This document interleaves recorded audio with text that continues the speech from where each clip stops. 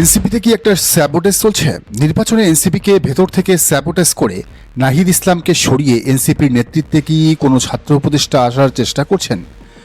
মোহাম্মদ ইশরাকের এই আশঙ্কা অমূলক নয়।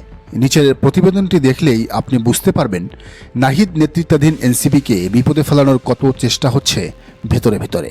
জামায়াতে ইসলামী এবং এনসিপির জোট নিয়ে গত 24 ঘন্টায় মিডিয়া পাড়ায় তোলপাড়। খবর উঠেছে এনসিপিকে নাকি মাত্র 10টি বা তারও কম আসন ধরিয়ে দেওয়া হচ্ছে। নাহিদকে গাছে চড়িয়ে মই টেনে নিচ্ছেন জামায়াত আমির ডাক্তার শফিকুর রহমান। যেখানে কথা ছিল অন্তত 20টি আসন, সেখানে 10টির নিচে নামিয়ে আনা মানে হলো এনসিপির হেভিওয়েট নেতাদের অনেকের কপাল পুড়ছে। এই খবরে এনসিপির ভেতরে অস্থিরতা এবং কর্মীদের মধ্যে হতাশা তৈরি হয়েছে। এই যে হতাশা তৈরি, এটার পেছনের খেলা ভিন্ন। খেলছে জামায়াত এনসিপি জোট বিরোধী সাবেক বাম আর ছাত্র উপদেষ্টারা।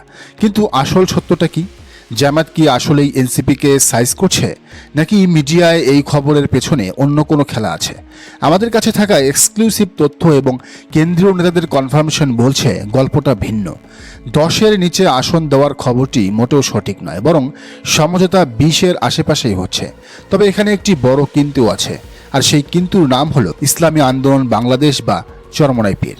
আজকের ভিডিওতে আমরা জানব আগামী 48 ঘন্টায় কি ঘটতে যাচ্ছে, কারা পাচ্ছেন টিকিট আর কারা বাদ পড়ছেন। প্রথমে আসি বাজারে চাউর হওয়া খবরটিতে। শোনা যাচ্ছিল জামায়াত এনসিপিকে বলছে, ভাই আপনাদের মাঠের অবস্থা ভালো না, 20টি সিট দেওয়া সম্ভব না, 10টির নিচে সন্তুষ্ট থাকুন।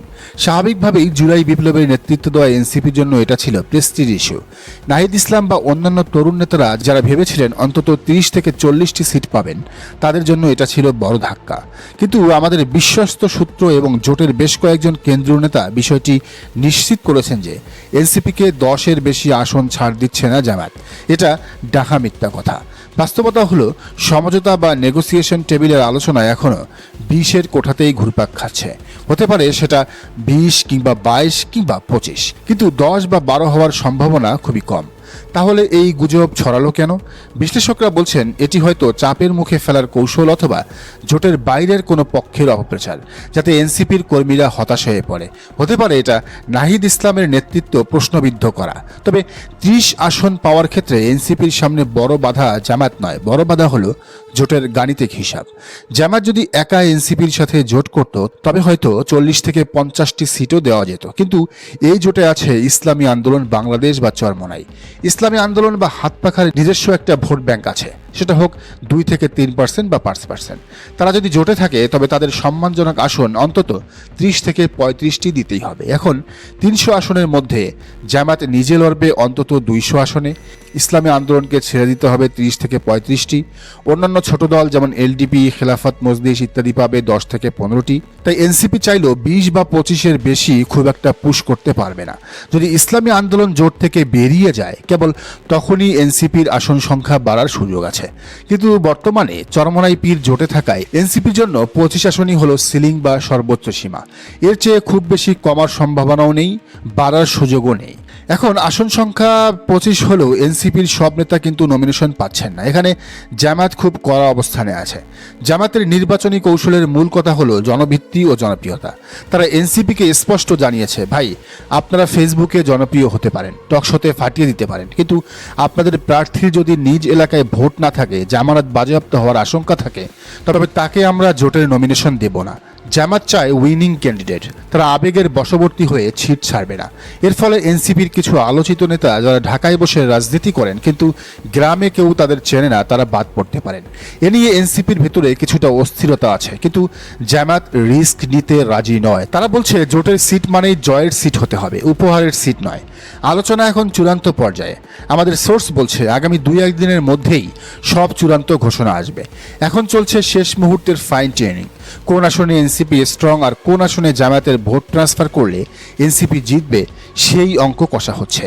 জামায়াত বা এনসিপির কোনো নেতাই এখন অন রেকর্ড কথা বলছেন না। তারা চাইছেন ঘোষণাটা একসাথে আসুক। তবে ভেতরকার খবর হলো উভয় পক্ষই একটা উইন উইন সিচুয়েশনে পৌঁছাতে চান।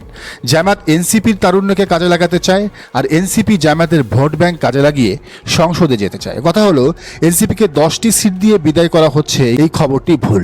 আসন সমঝোতা 20 থেকে 25-এর আশেপাশেই থাকবে। তবে হ্যাঁ, এনসিপির কিছু ভৈফর বা জনবিচ্ছিন্ন নেতা বাদ পড়বেন, এটাই রাজনীতির নিয়ম। জামাত এনসিপি চরমোনাই এই ত্রয়ী যদি ঠিকঠাক আসন ভাগাভাগি করতে পারে তবে আগামী নির্বাচনে এটি হবে সবচেয়ে শক্তিশালী জোট। তবে এখানে একটা মনস্তাত্ত্বিক দ্বন্দ্ব আছে। নাহিদ ইসলামের পার্টির ভিতরে একটা ঝামেলা তো আছেই নাহিদকে কেন্দ্র করে। তবে একেবারে শেষ প্রান্তে এসে যে অপ্রিয় সত্যটা বলতেই হয় তা হলো জামাত এনসিপি চরমোনাইয়ের এই 11 দলীয় জোটটি কাগজে কলমে যতটা বড়, বাস্তব মাঠে এটি ততটা কার্যকর বা ফাংশনাল নয়। কারণ যুদ্ধ জয়ের জন্য যে ইউনিটি অফ কমান্ড লাগে সেটা এখানে নেই। এই জোট পিছিয়ে পড়ার প্রধান কারণ দুটি। প্রথমত, নেতৃত্বের ইগো এবং শব্দের খেলা। এই জোটের প্রধান দল কোনটি? জামায়াতে ইসলামী। কিন্তু এটা প্রকাশ্যে স্বীকার করতে অন্য শরিকদের মধ্যে এক অদ্ভুত দ্বিধা কাজ করে। জামাত নেতৃত্বাধীন জোট বললে এনসিপি বা অন্যদের আত্মসম্মানে লাগে।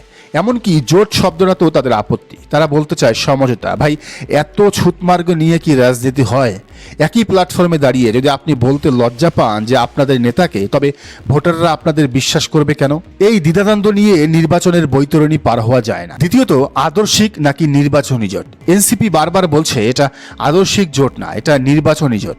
নির্বাচন হয়ে যাওয়ার পর আপনারা এই তাত্ত্বিক পার্থক্য করতে পারতেন, কিন্তু নির্বাচনের আগেই এই শব্দগত জড়তা কর্মীদের বিভ্রান্ত করছে। মাঠ পর্যায়ের বাস্তবতা বুঝুন। জামাতের একজন কর্মী কেন এনসিপির প্রার্থীর জন্য ঘাম ঝরাবে যদি সে মনে করে এরা তো আমাদের আপন না? আবার এনসিপির কর্মীরা কেন জামায়াতের জন্য জানপ্রাণ দিয়ে নামবে? মন খুলে যদি একে অপরকে গ্রহণ না করেন তবে ব্যালট বাক্সে সেই ভোট ট্রান্সফার হবে না। অতীতের দিকে তাকান। বিএনপি জামাত জোট কেন এত সফল ছিল জানেন? কারণ সেখানে কোনো ভণ্ডামি ছিল না। আমরা দেখেছি বেগম খালেদা জিয়া জোট নেতাদের মঞ্চে দাঁড়িয়ে অবলীলায় দাঁড়িপাল্লায় ভোট চেয়েছেন। আবার মাওলানা মতিউর রহমান নিজামী বা মুজাহিদ সাহেবরা বিএনপির মঞ্চে উঠে ধানের শীষে ভোট চেয়েছেন। সেখানে কোনো লজ্জা ছিল না, কোনো কিন্তু ছিল না। একেই বলে কার্যকর জোট। কর্মীরা জানতো নেতারাই এক, তাই আমাদেরও এক হতে হবে। কিন্তু আজকের 11 দলীয় জোটে সেই স্পিরিট কোথায়? এনসিপি নাক ছিটকাচ্ছে জামাতের নাম নিতে, আর চরমোনাই তো উল্টো দিকে তাকিয়ে আছে। এই লুকোচুরি খেলা চলতে থাকলে ফলাফল কি হবে জানেন? ফলাফল হবে আপনারা যখন এই জোট নাকি সমঝোতা, আদর্শিক নাকি নির্বাচনী এইসব সংজ্ঞা ঠিক করতে সময় পার করবেন, ততক্ষণে নির্বাচন শেষ হয়ে যাবে। আর সেই সুযোগে বিএনপি একাই বিপুল ব্যবধানে জিতে ক্ষমতায় চলে যাবে।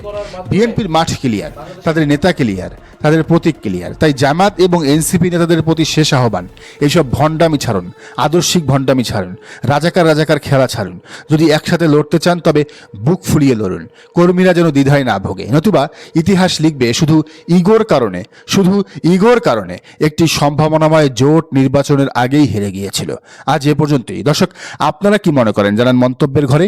আর এই চ্যানেলে নতুন হলে অবশ্যই সাবস্ক্রাইব করুন এবং বেল আইকনটি বাজিয়ে রাখুন।